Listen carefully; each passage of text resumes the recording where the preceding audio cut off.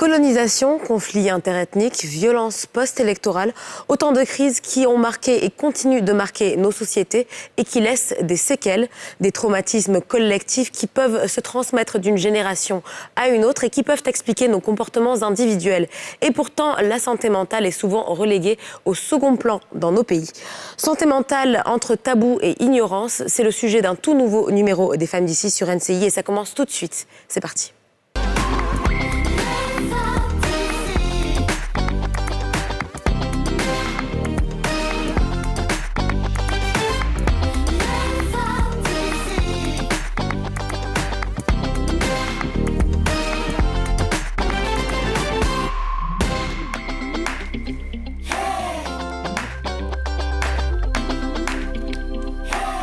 Bonjour et bienvenue dans ce tout nouveau numéro des Femmes d'ici sur NCI, votre rendez-vous 100% féminin et 100% franc-parler surtout. Bonjour les filles. Bonjour. Bonjour Eddie, ça va? Ça va bien? Ça va. Vous allez bien? Dija, j'aime bien ta tenue. Merci. J'avoue, c'est vrai que c'est Moi, très... j'aime aussi, hein, tu sais, ça fait un peu déesse grecque. Tout à fait, je me sens comme une Ça fait reine. comme si tu veux t'envoler. Ça doit dire.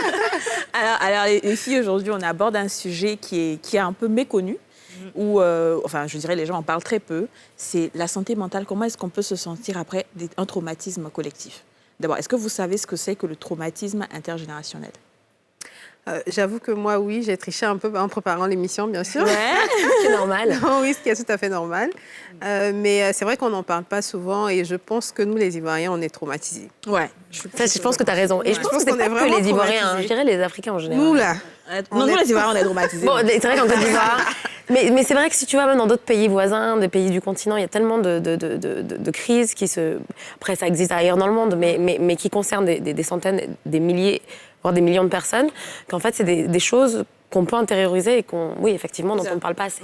On ne s'en rend pas compte, mais effectivement, quand tu sors d'une crise post-électorale avec des traumatismes, avec des guerres, enfin, je veux dire, des personnes qui ont vu des choses, en tout cas, qui ont été vraiment traumatisantes, effectivement, ça traumatise. Ça laisse des séquelles. Ça laisse des séquelles. Moi, Voilà. je connais personnellement quelqu'un qui a justement, aujourd'hui, qui a la phobie de sortir de la maison. Rien que parce qu'elle a entendu. Des souvenirs de... Il y a des souvenirs, elle a vu des personnes mourir devant elle à cause de la crise. Avec tout ce qu'il y a eu comme bombardement, la personne On est grandit traumatisée. avec Et pour et la puis faire ça sortir de la maison aujourd'hui, c'est un défi. Et c'est bien qu'aujourd'hui, on en parle, Je suis d'accord. voir quelle solution trouver, quoi. Et vous, mesdames et messieurs, savez-vous ce qu'est le traumatisme intergénérationnel? Comme tous les jours, on vous a posé la question et on écoute certaines de vos réponses.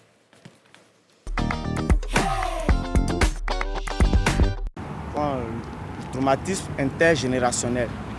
Le traumatisme tout court, bon, j'ai une idée approximative de ça. Bon, intergénérationnel, ça devient un peu... Bon, non. La suite, là, non. Traumatisme intergénérationnel. Non. Non, jamais. Je n'ai jamais entendu ça. C'est ma première fois d'entendre ça. Le traumatisme intergénérationnel, c'est un traumatisme qui vient de génération en génération. Donc, pour la suite des choses, je n'ai pas encore autre chose. Oui. Trauma quoi? Traumatisme intergénérationnel. Non, je n'ai jamais entendu parler de ça. Trauma quoi? Voilà. Quoi? Il m'a tué. Mais en fait, c'est vrai qu'en plus, le terme comme ça, il est lourd. terme est Enfin, lourd, tu vois, les gens ne comprennent pas. C'est quoi un traumatisme intergénérationnel? Mais effectivement, c'est ce qu'on a dit tout à l'heure. Hein, c'est ce qui se passe de génération en génération Oui, qui est dans le transmis. pays, ça se transmet et puis voilà, on grandit avec, ça influe sur nos comportements et nous. Exactement. Absolument. Et alors tout de suite, on va en parler avec notre invité du jour, un expert en la matière qui va nous permettre de mieux comprendre ces traumatismes collectifs, mais aussi les déviances, les troubles mentaux que l'on peut subir de ce fait. Alors on va l'accueillir tout de suite en plateau. Il s'agit de Serge Touvoli, docteur en psychologie. Bonjour, docteur. Bonjour, madame. Bienvenue. Merci beaucoup. Merci d'avoir accepté notre invitation. Merci beaucoup. Alors docteur, avant de commencer avec vous, je propose qu'on regarde ensemble un reportage sur les traumatismes collectifs afin de mieux planter le décor pour que tout le monde comprenne un peu ce que c'est que les traumatismes collectifs. On regarde ce reportage. Des personnes traumatisées de génération en génération. L'idée peut sembler saugrenue et pourtant elle est posée depuis plusieurs décennies par des chercheurs. C'est en 1966 que le concept de traumatisme intergénérationnel a été reconnu pour la première fois, lorsque des psychologues ont commencé à étudier les enfants et les petits-enfants de personnes ayant survécu à l'Holocauste. Ils émettent alors l'hypothèse que les effets des traumatismes peuvent être transférés d'une génération à l'autre. Si les dégâts matériels et les pertes en vie humaine liées aux différentes crises qu'a connues la Côte d'Ivoire sont plus perceptibles et plus chiffrables, ceux liés au traumatisme psychique restent peu connus et même ignorés. D'ailleurs, ces traumatismes peuvent se transmettre de génération en génération. Les traumatismes peuvent également être transmis par le comportement. L'enfant d'une personne souffrant de stress post-traumatique pourrait apprendre et intérioriser certaines attitudes de ses parents. Le génocide rwandais en est l'une des illustrations les plus patentes et récentes. Le choc psychologique dû aux atrocités commises lors de cette guerre interethnique a eu des répercussions sur plusieurs générations de Rwandais. Comment les traumatismes intergénérationnels peuvent-ils être soignés ? La première étape pour traiter ce type de traumatisme est de comprendre les facteurs déclenchants et les symptômes. Selon l'OMS, une personne sur 4 dans le monde sera à un moment de sa vie atteinte d'une maladie mentale. Pourtant, ces troubles restent globalement méconnus et banalisés. En Côte d'Ivoire, on ne compte qu'un psychiatre pour près de 340 000 habitants. À ces lacunes, on peut ajouter les crises successives qui ont bouleversé le pays. La crise économique des années 80, le coup d'État militaire en 1999 et les nombreuses crises de 2002 à 2011. Autant d'éléments qui laissent supposer que les besoins des populations en soins de santé mentale ont considérablement augmenté. Alors, docteur, on vient de le voir. Moi, je vais parler de mon cas. J'ai l'impression que je suis traumatisée. Non, mais c'est tu vrai. rigoles, c'est sérieux. C'est vrai, je suis traumatisée. Alors, je vous explique. J'ai vécu la guerre en 2002 et j'ai vraiment vécu la guerre, quoi. Et aujourd'hui, franchement, moi et ma sœur, on a le même problème. Je ne supporte pas tout ce qui est bruit fort. C'est-à-dire que tout ce qui est pétard, même quand c'est la Noël, la nouvelle année, je ne vais jamais là où on fait les feux d'artifice. Parce que ça me donne des palpitations, ça me fatigue. Est-ce que j'ai un problème mental? Merci beaucoup. Oui. Vous l'avez dit vous-même. Je pense que vous avez le traumatisme qui se manifeste est vraiment sérieux. Et je souhaiterais que vous rencontrez rapidement un spécialiste pour vous entretenir. Voilà. Je pense que vous devez voir un spécialiste pour ça. Voilà. Mais il y a un lien clair, par exemple, peut-être dans votre expérience avec différents patients, peut-être en Côte d'Ivoire en particulier, entre ce qui a pu se produire, par exemple, pendant les crises post-électorales 2010 et plus tard, et avant, pardon, un lien entre les crises et après ces troubles mentaux individuels? Effectivement, parce que tout ce que nous vivons dans la société, alors l'esprit enregistre immédiatement, nous recevons des chocs, mais par moments, nous arrivons à supporter ces chocs. Okay. Il y a traumatisme lorsque l'individu n'a pas les ressources nécessaires pour contenir le choc. Alors, le corps développe des mécanismes psychiques qui vont lui permettre de gérer cela si le sujet n'est pas pris en charge par un spécialiste. Et quels sont les types de troubles auxquels vous faites face, justement des troubles dus à des crises, comme on dit, électorales, enfin, par rapport à justement ces troubles? Alors, nous pouvons avoir plusieurs types de troubles. Il y a les troubles de personnalité, oui. Et les troubles d'humeur. Il peut y avoir des troubles psychiques, voilà, des troubles de langage, qui peut se développer sur les enfants ou sur un adulte. Voilà. Est-ce qu'il peut être ça peut être dangereux? Très dangereux pour la personne.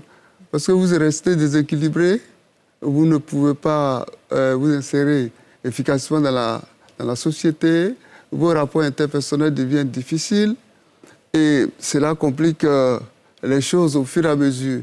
Si vous n'êtes pas pris en charge et que vous vieillissez, vous voyez, c'est comme quelqu'un qui a le palu et qui n'est pas traité. Au fur et à mesure qu'il avance, la maladie s'amplifie et devient de plus en plus grave. Et c'est ce qui est le problème du traumatisme. Mais dans notre culture, les gens ne considèrent pas cela comme des traumatismes. On se dit, tu as vécu la guerre, c'est fini, c'est fini. Oui, il y a plein de gens... Pourquoi, dans notre tête, on ne se dit pas que ça peut te traumatiser jusqu'à un niveau? Effectivement, parce que l'ignorance, la question de l'ignorance est un problème aujourd'hui chez nous, les Africains. Ouais. En Europe, ces questions sont prises en charge rapidement. Mais ici en Afrique, quand on parle de voir un psychologue déjà, il y a une sorte de stigmatisation qu'on fait de l'individu. On dit, mais tu deviens fou. C'est pourquoi, dans les maisons déjà, quand un enfant ou quelqu'un déprime, alors on est prêt à l'abandonner parce que on ne veut pas avoir de fou parmi nous. Donc on le rejette. Or, les débuts de dépression sont des débuts qui peuvent être pris en charge rapidement. Mais si ça dure, vous allez voir votre parent dans la rue, quelque part. Quels sont les signes qui montrent qu'une personne est en train d'avoir une déficience mentale?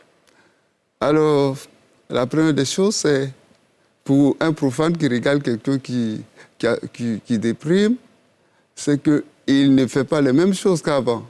Il a changé. On se rend compte qu'il change. Mais ce n'est pas normal. C'est les observations qu'on peut faire pour un profane. Il n'est pas normal. Maintenant, il commence à agresser les gens. Ou alors, fermer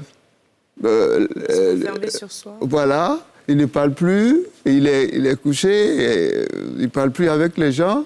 Il était jovial avant, maintenant... Est-ce que ce diagnostic-là est valable? Ça, c'est valable pour la dépression, mais est-ce que c'est valable pour toutes les pathologies comme la schizophrénie, la bipolarité, etc.? Est-ce qu'on prend tout ça en compte?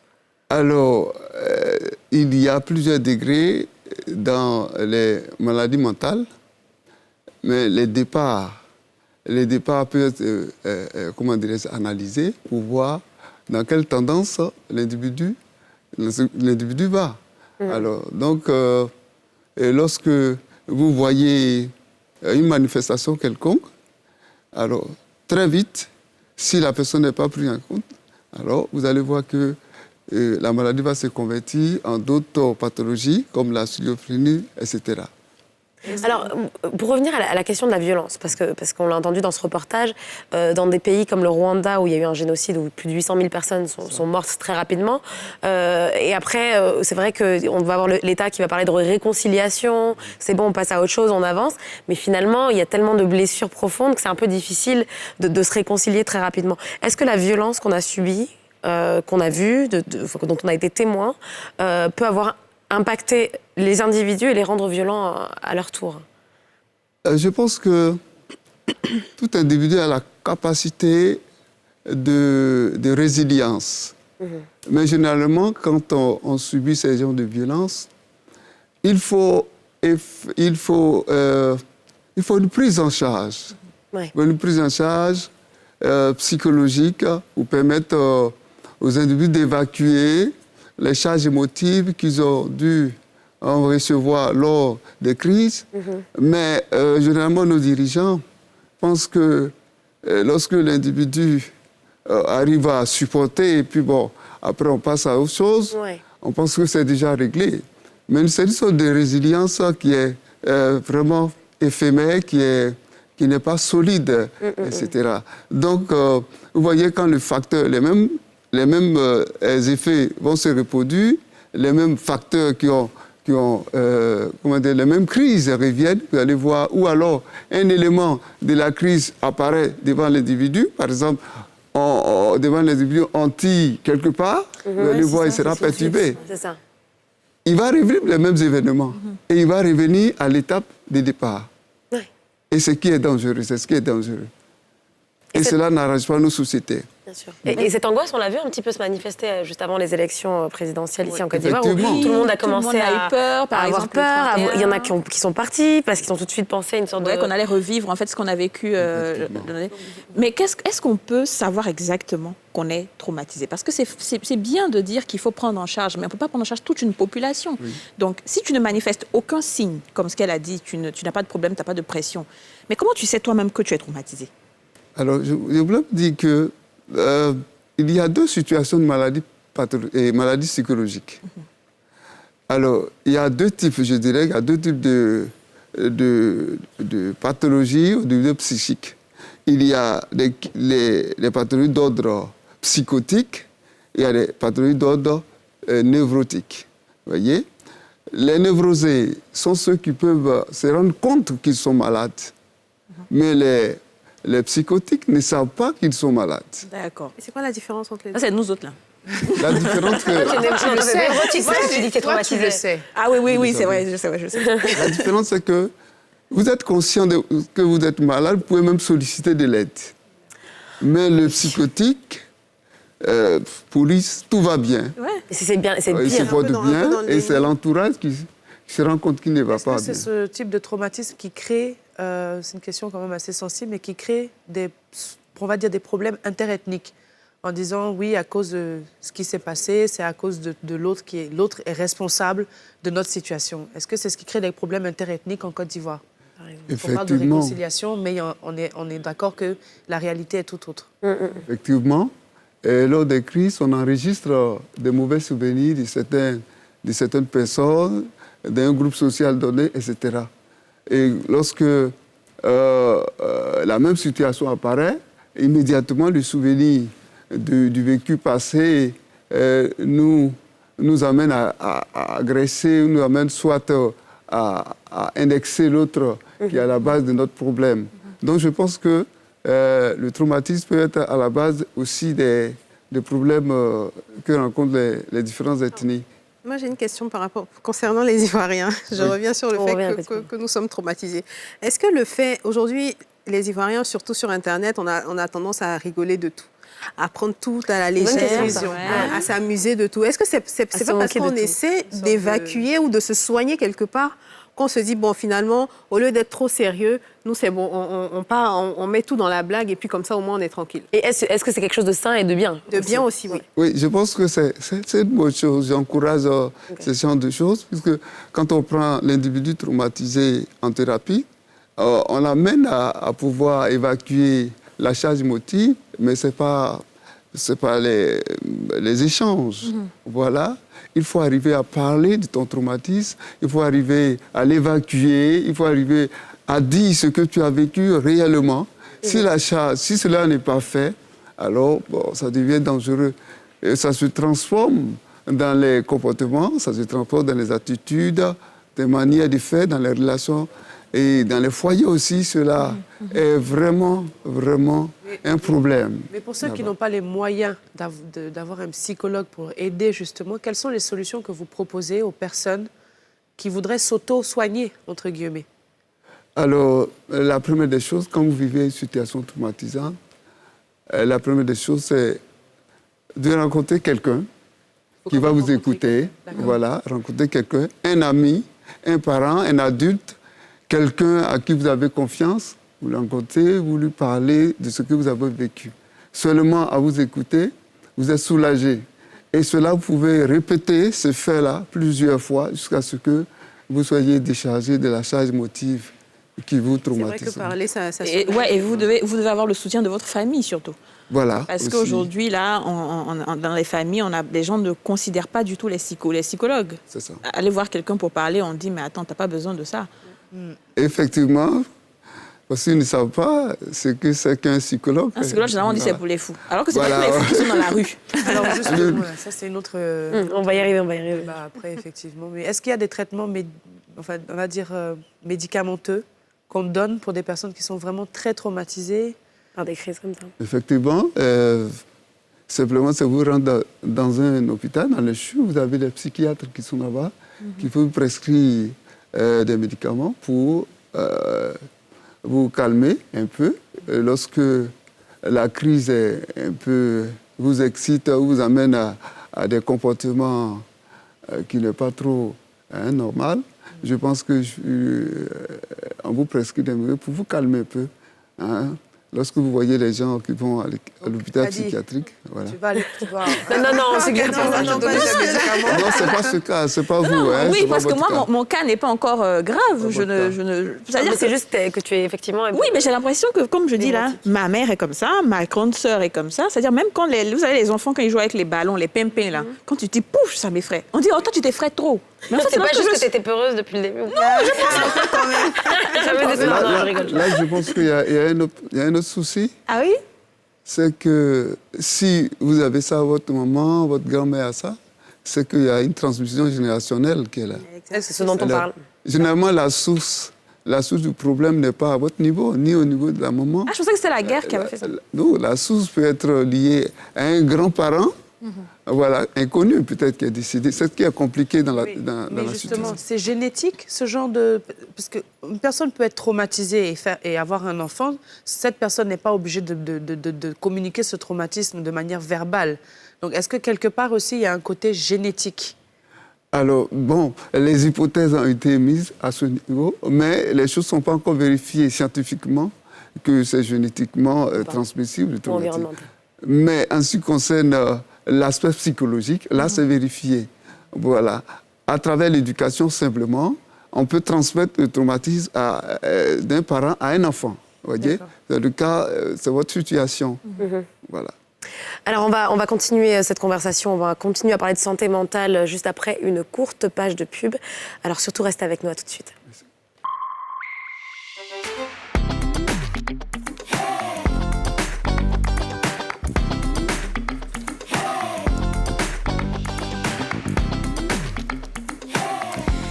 Bonjour et bienvenue. Si vous nous rejoignez, vous êtes sur NCI dans votre émission Les Femmes d'ici. Aujourd'hui, on parle des traumatismes collectifs, les traumatismes intergénérationnels. Nous sommes avec Dr Serge Touvoli, docteur en psychologie.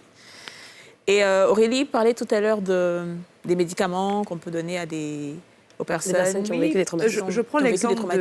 Je prends l'exemple de cette dame dont je parlais au début de l'émission, qui est traumatisée, qui ne veut plus sortir de chez elle depuis qu'il y a eu la guerre en Côte d'Ivoire.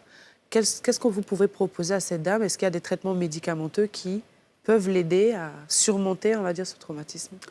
Alors, en tant que psychologue, je ne propose pas de médicaments. Ouais, ça, c'est psychiatre. Voilà, à première vue. D'accord. Voilà.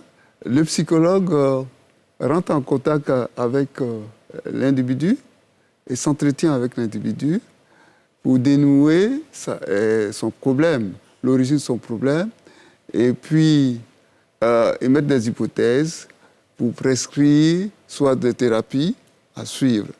Alors, je pense que pour cette dame, c'est de solliciter un spécialiste, un psychologue, pour aller à la maison, se rendre là-bas, ou alors la faire déplacer dans un cabinet ou alors un centre spécialisé pour l'écouter, pour échanger avec elle, afin de préciser sa pathologie. Alors, de manière plus générale, quand on parle de santé mentale, et on l'a évoqué un petit peu avant la première coupure pub, il y a beaucoup d'a priori, surtout dans nos sociétés, parce qu'on a un peu... Souvent, on va entendre ce genre de discours, c'est une maladie de blanc, enfin, c'est les maladies mentales, c'est des maladies de blanc, la dépression, ça n'existe pas, on ne se suicide pas en Afrique, ce qui n'est pas vrai d'ailleurs, les gens se suicident. Et alors, finalement, qu'est-ce qu'il faut faire pour changer un petit peu les mentalités, pour que les personnes comprennent et que c'est plus compliqué que ça. Les troubles mentaux, c'est pas forcément quand on voit quelqu'un dans la rue habillé en déni que c'est un fou, en fait. Il y a d'autres... que c'est une maladie invisible, en fait. OK, merci beaucoup. Je m'intéresse beaucoup à ce sujet et je pense que cette émission est une opportunité pour sensibiliser la population à se prendre en charge au niveau psychologique. Alors aussi, je voulais lancer la balle aux agents de santé, aux médecins, parce qu'aujourd'hui, on est plus prêt à aller voir un médecin, à aller voir un infirmier par rapport à un psychologue, pas qu'on dise qu'on est fou, etc. Je pense que c'est le médecin qui doit transmettre ce message. Vous dites que le problème que vous avez n'est pas un problème physiologique, c'est un problème psychologique. Il faut aller échanger avec un spécialiste pour vous aider. Et la sensibilisation peut être aussi au niveau de l'État, parce que jusque-là, l'État n'a pas encore mis en place les mécanismes ou alors les institutions officielles pour mettre les psychologues à la disposition de la population. Du coup, personne ne sait si un psychologue est important ou pas. Bon, on a tous des préjugés sur lui, on ne sait pas qui il est, mais c'est ceux qui vont en Europe, ceux qui ont un peu de la connaissance, les intellectuels, les quartiers un peu trucs, ce sont eux qui connaissent un peu l'importance des psychologues. Sinon, dans les autres quartiers, bon, on pense qu'avec les médicaments, on dort un peu et puis on se réveille. Bon.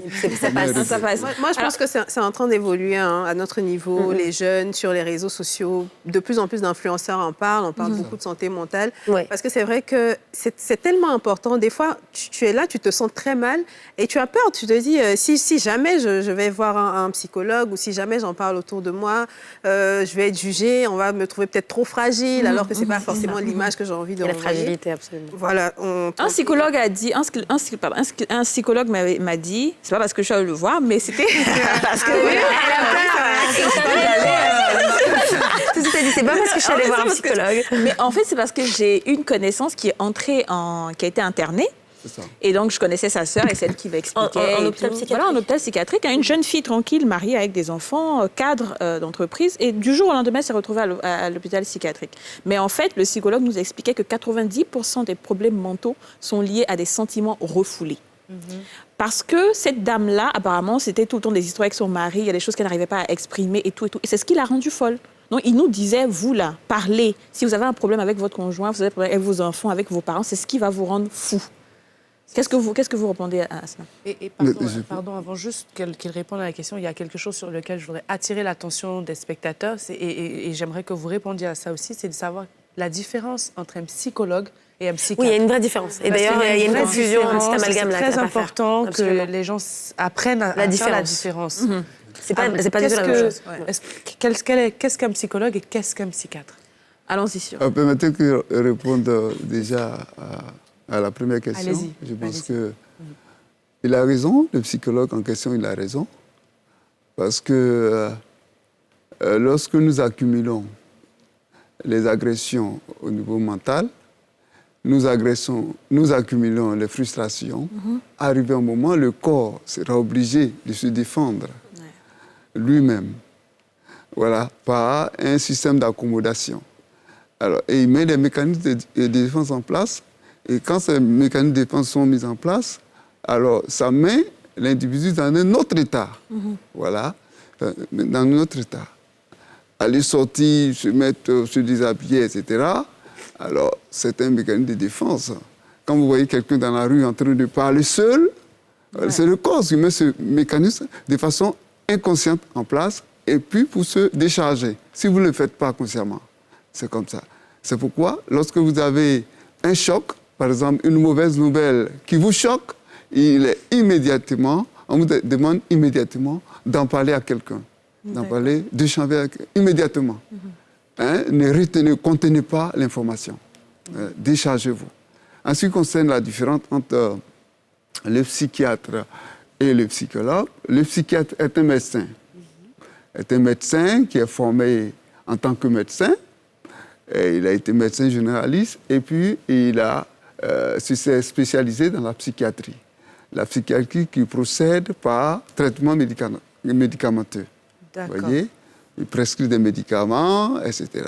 Il se mise beaucoup sur l'aspect physiologique.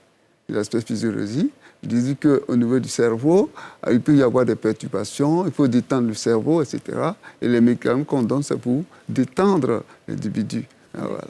Au niveau du psychologue, le psychologue, c'est quelqu'un qui a fait la formation en psychologie, qui a au moins un bac plus 5 en psychologie, dans le domaine de la psychologie.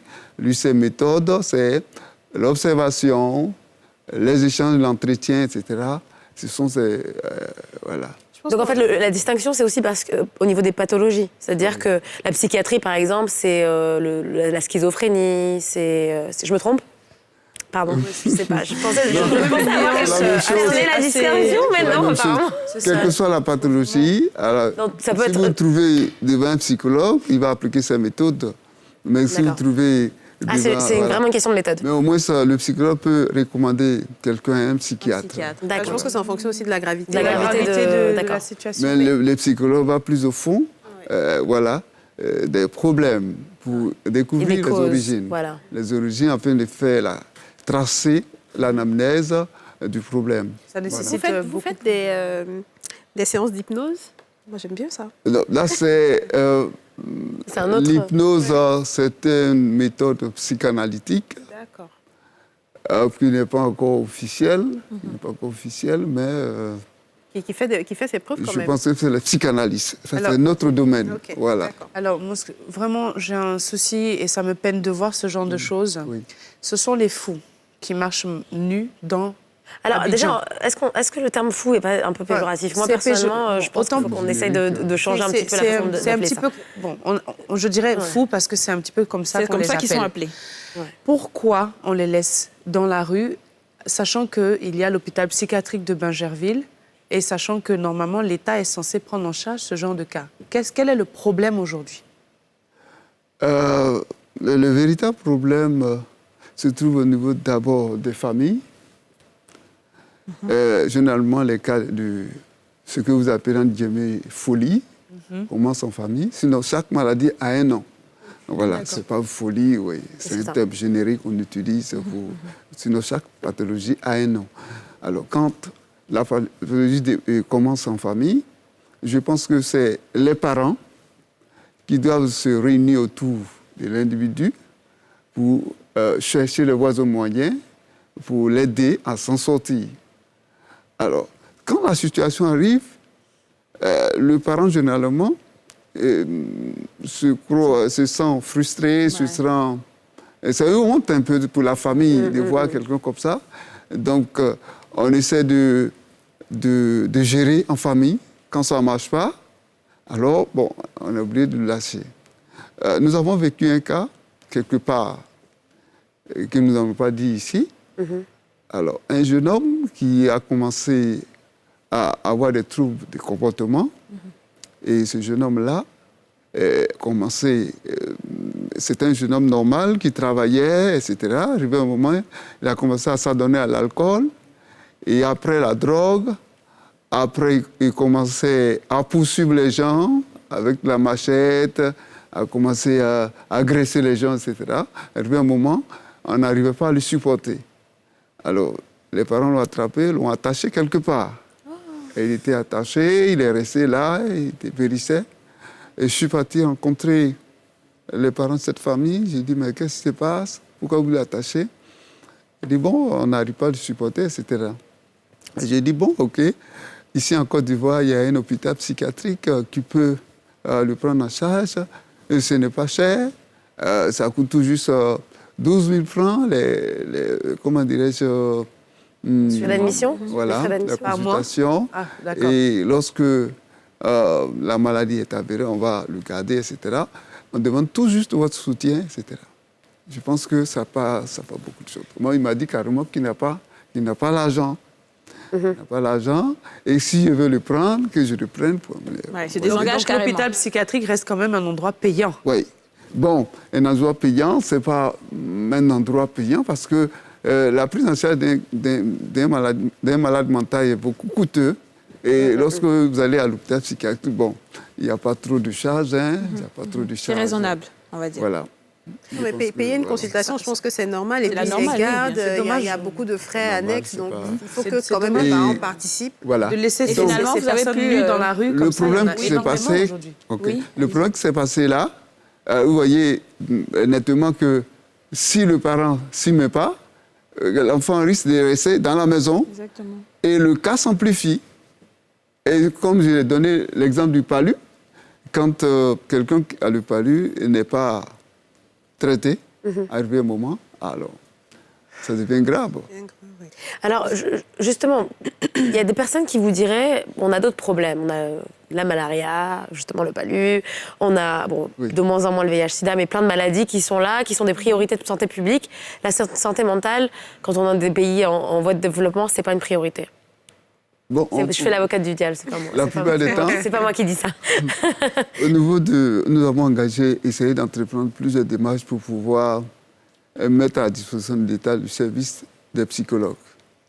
Mais généralement, c'est la question budgétaire qui apparaît. On n'a pas grand moyen. Est-ce que ça, c'est important? Est-ce que ça, c'est important? Et généralement, pour que ces choses soient prises en compte, il faut que la situation arrive à la personne lui-même, à la personne elle-même. Quand vous vivez la situation, alors prenez cela au sérieux. Voilà. Je pense que les gens, pour l'heure, sont à l'aise Bon, pour rassurer un peu les téléspectateurs, est-ce que vous avez des gens qui ont eu des cas vraiment graves, comme le monsieur qui était attaché et tout, et après qui ont été guéris, qu'on a soignés, ça va aujourd'hui, ils mènent une vie tranquille? Oui, bien sûr. Oui, bien sûr. Alors, nous en connaissons assez de cas. Alors, généralement, le problème de ces personnes-là, quand ils sortent de leur maladie, alors, les parents en demandent un suivi constant de ces personnes, mais généralement, quand ils sortent, on pense que tout est fini, on ne fait plus de suivi. Sinon, il y a plusieurs personnes qui sont sorties de leur situation et qui vivent dans la société, qui se sont intégrées. Voilà, d'accord, docteur Touvolé, vous ne partez pas, on continue avec vous juste après cette page pub. Mesdames et messieurs, à tout de suite après la page pub.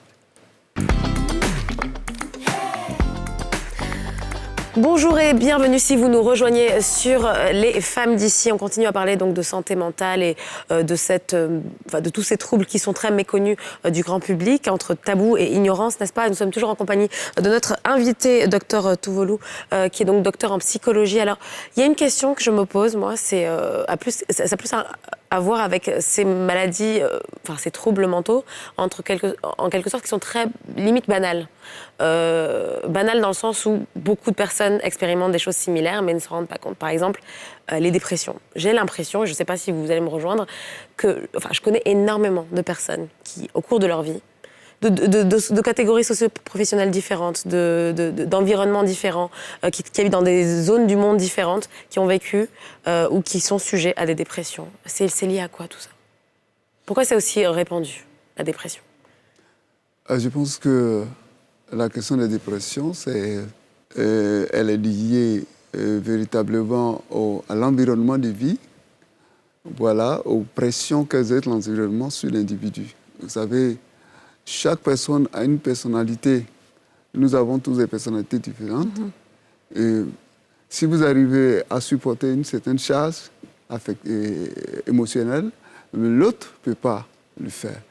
Et lorsque la charge est très pesante, il y a une décompensation de l'esprit. Ça veut dire que l'individu passe dans un autre état qui est comme un mécanisme, qui est mis en un mécanisme psychique, une désorganisation de l'appareil psychique qui le met dans un état second. Voilà. Et je pense que c'est cette question-là. Donc c'est vraiment, en fait, finalement, on est inégaux face aux problèmes de la vie, quoi. C'est-à-dire que chacun va réagir différemment. On a tous... on a des personnalités différentes, en fait. Voilà, les personnalités différentes. Pendant très longtemps, moi, je ne croyais pas en l'éducation. Je ne croyais pas en la dépression. Je sais que j'avais fait un truc sur ça il n'y a pas longtemps. Je ne croyais pas du tout en la dépression. Je ne comprends pas comment quelqu'un peut déprimer. Mais en fait, ça existe. Quand c'est arrivé à quelqu'un que je connaissais, mais c'est une question de fragilité, de vulnérabilité. On n'a pas la même façon de... Est-ce que le mot fragile, c'est le bon mot? Oui, je me demande, c'est ça veut dire qu'on n'est pas assez... Fragilité, oui. Je pense nous avons une fragilité mentale. Nous sommes beaucoup exposés à la dépression. D'accord. Et comment aider ces personnes qui sont dans la dépression, les aider à, on va dire, trouver le juste équilibre pour, on va dire, remonter à la surface?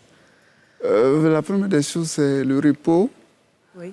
Amener la personne à se reposer, se retrouver, à venir en soi-même. Et c'est pourquoi on prescrit des choses pour dormir, etc.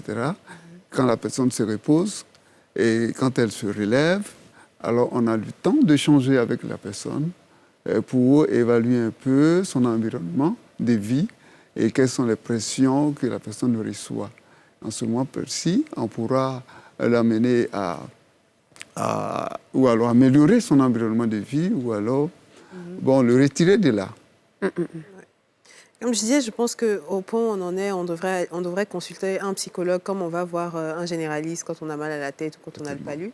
Parce qu'on est dans une société qui nous demande énormément. Ouais. Mentalement, c'est fatigant. Il y a plein de personnes qui font des burn-out. Et cette fatigue mentale-là devient physique. Et ça impacte directement le rendement.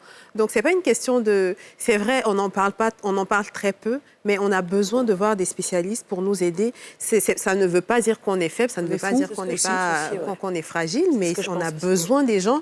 Un enfant qui est malade a besoin d'un pédiatre. Si physiquement, on a besoin de médecins, pourquoi psychologiquement... Donc, tu suggères que tout le monde limite tout le monde? Mais je pense que dans une année, on passe quand même par certaines situations. Donc ça veut dire que ça déséquilibre mentalement. Souvent, les parents ne sont pas là pour nous donner les conseils qu'il faut. Du coup, docteur, est-ce que tout le monde doit consulter pour répondre à la question? Oui, même le psychologue a besoin d'un psychologue. Non, un psychologue. Notre travail, quand nous travaillons, on a besoin d'un psychologue. Pour revenir un peu au traumatisme intergénérationnel, le thème de l'émission, aujourd'hui, on assiste, on va dire, à une crise mondiale, qui est la pandémie du coronavirus. Comment, à votre avis, quels sont les troubles qui pourraient naître de cette crise que tout le monde subit, on va dire, quelque part? Bon, il peut y avoir des troubles du comportement. Je peux dire, il peut y avoir la phobie qui peut se développer, la phobie des maladies contagieuses. Bah oui. Ouais. Alors, si nous avons peur des maladies contagieuses, nous pouvons adopter des comportements dangereux, je veux dire à risque. Voilà. Le fait de vouloir fuir, on va perdre l'équilibre et s'offrir à la pandémie ou alors à la maladie contagieuse. Donc je pense que... Alors, il sera difficile pour les personnes de respecter les consignes parce qu'ils sont déjà déséquilibrés, ils perdent la confiance en eux-mêmes, etc. Donc je pense que ce sont ces différents comportements qui seront perturbés dans l'avenir. Or, quand il y a une pandémie, je pense qu'on doit l'affronter, on doit respecter les mesures qui sont véhiculées afin de l'affronter. C'est une guerre qui s'ouvre à nous. Voilà. Et si nous avons peur, alors la maladie va nous vaincre.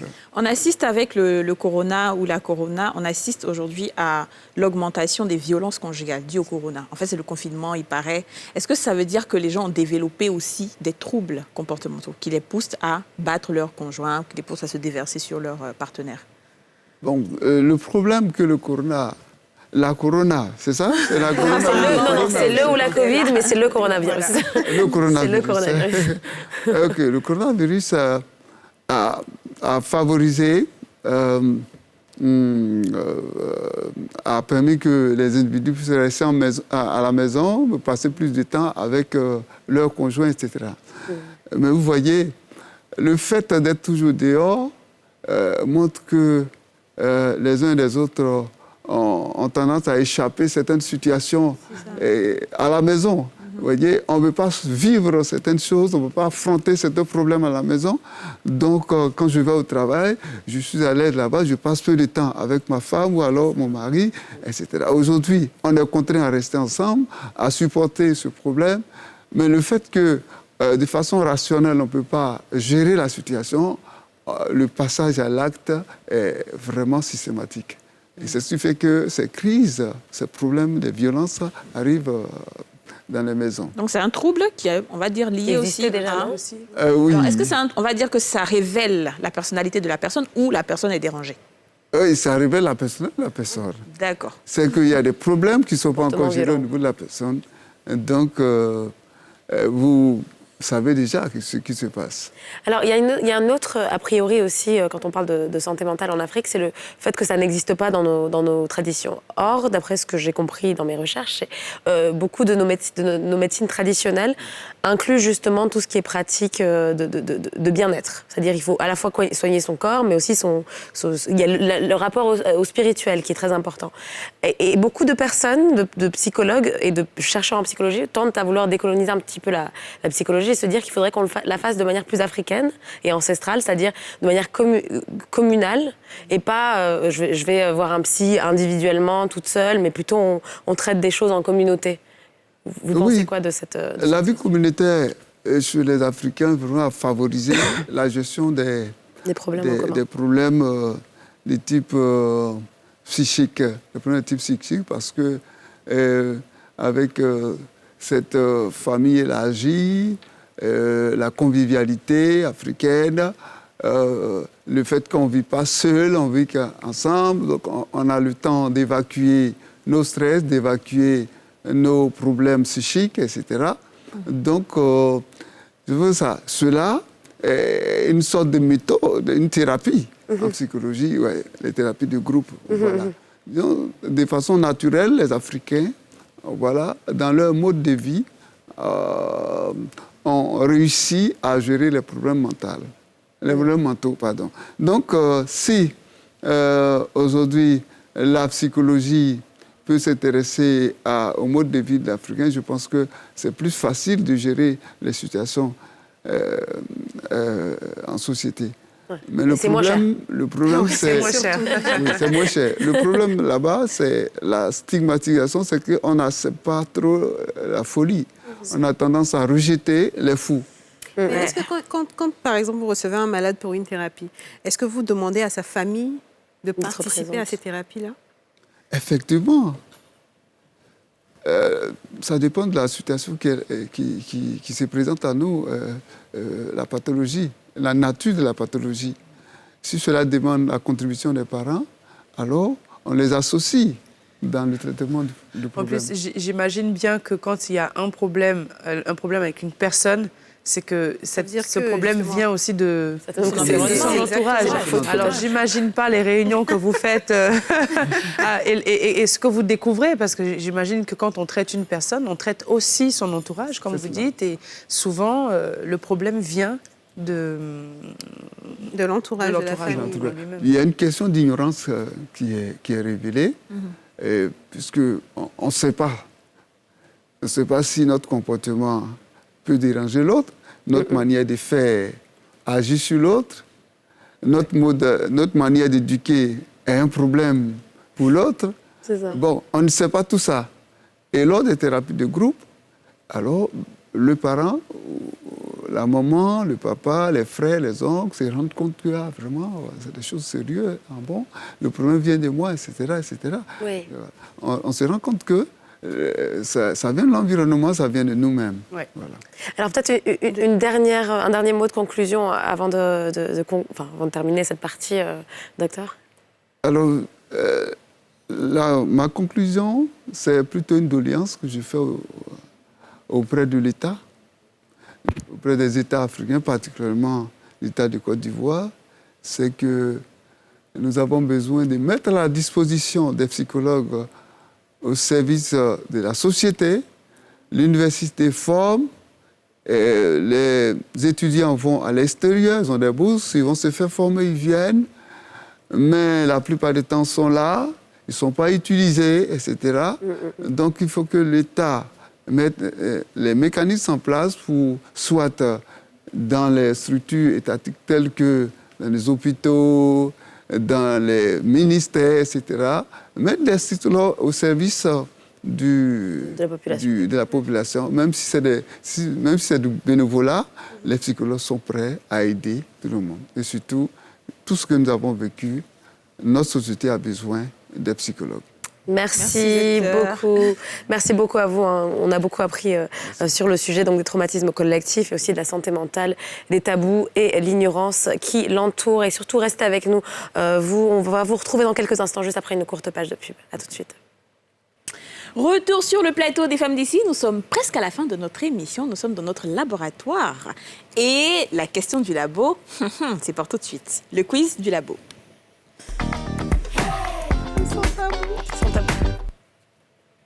Alors les filles, pour ou contre quitter son conjoint après une infidélité?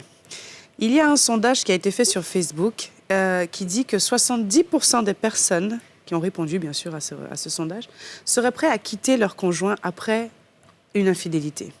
Alors, si vous voulez mon avis... Et donc 30% restent. Et 30% bien sûr qui veulent rester. Ils mentent. Ah, si vous voulez mon avis, j'ai vécu une relation, je pense qu'on a toutes vécu un jour dans sa vie, une relation avec une personne qui a été infidèle et j'ai pardonné. Bien sûr, on se fâche toujours un peu et tout, et on pardonne.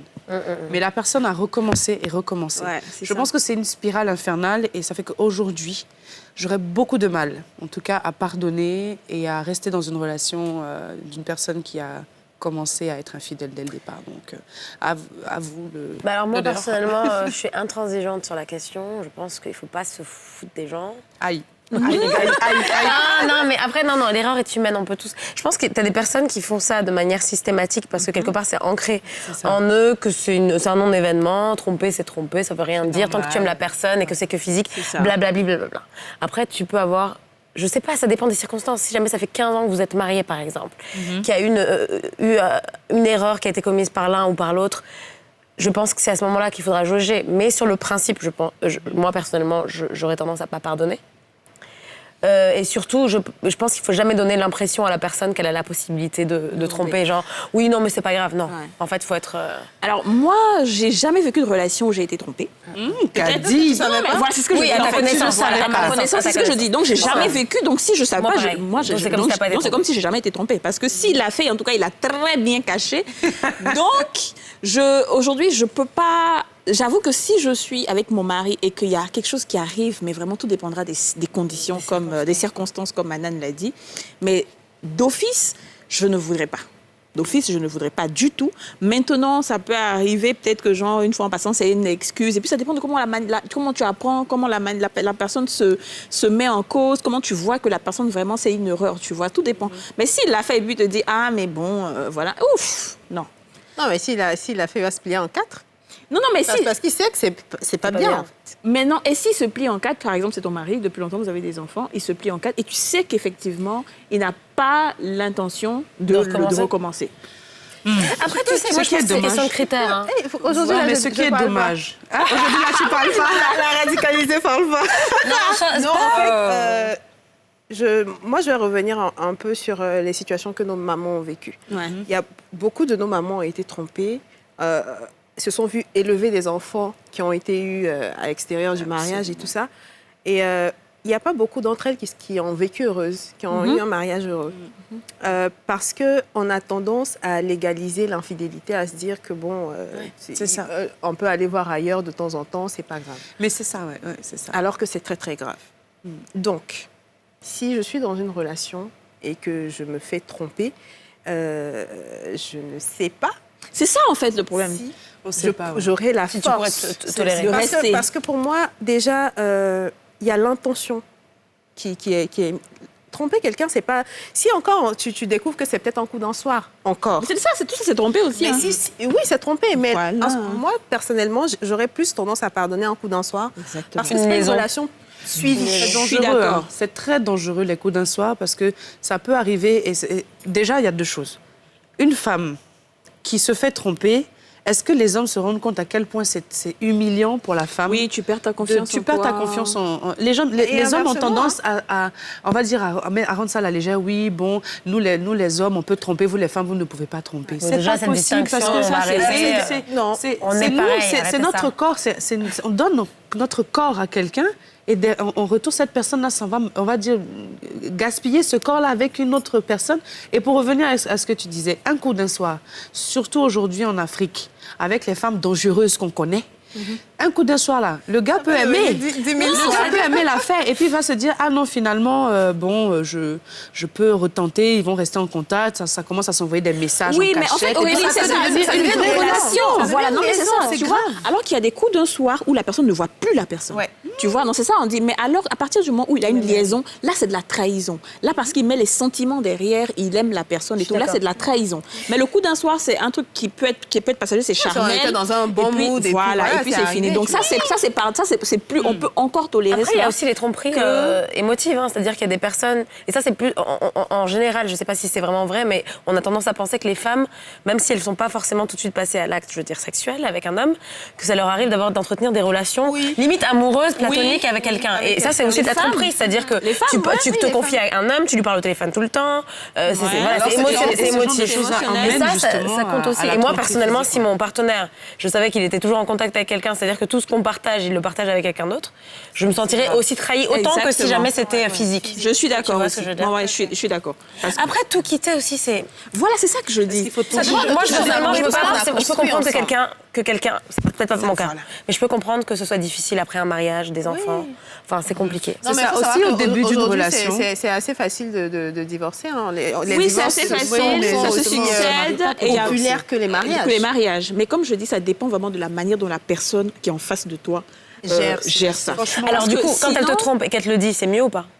Au moins te l'avouer, elle a été honnête. C'est mieux. Je pense que c'est mieux. Ou bien elle a gardé pour elle et puis comme ça... Non, si j'apprends, là, c'est grave. Donc, c'est mieux. Et au début d'une relation, si la personne te trompe déjà dans les premières années, c'est qu'il faut quitter la personne. Non, c'est pas la peine. Là, rester avec c'est pour ça que j'ai dit 10 ans, 15 ans. Au bout de 10, 15 ans, 20 ans, il y a un peu le... On va dire 20 ans. Même 20 ans, tu sais, quand vous êtes tous les deux un peu vieux... Attends, il est trop vieux pour te tromper. Tu dis quoi? Message, justement. Il est trop vieux pour te tromper. Les vieux même qui sont chercher les petites filles dehors même, ma chérie. Non, mais c'est bizarre. Ça m'énerve. C'est bizarre, hein. C'est bizarre, mais si on est vieux, là, sincèrement, et puis il va chercher une fille dehors, ça ne me dit rien. Franchement. Non, c'est vrai. Moi, particulièrement, ça... Non, vous avez vieilli ensemble, gosse à la maison parce qu'ils sont tellement... Toi aussi, peut-être, tu vois des beaux hommes, des bels hommes... Oui. Et il y a la gnouille aussi. Alors ça va me faire moins mal. Ça va me faire moins mal que quand on est encore normal. Peut-être on s'est marié il n'y a pas longtemps, on est encore jeune. Et ça, moi, je trouve ça comme la trahison, c'est pour dire qu'en gros, tu n'es plus désirable. Exactement.